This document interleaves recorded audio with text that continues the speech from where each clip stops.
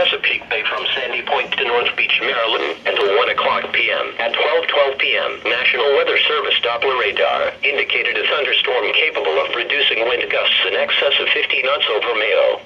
This thunderstorm was nearly stationary.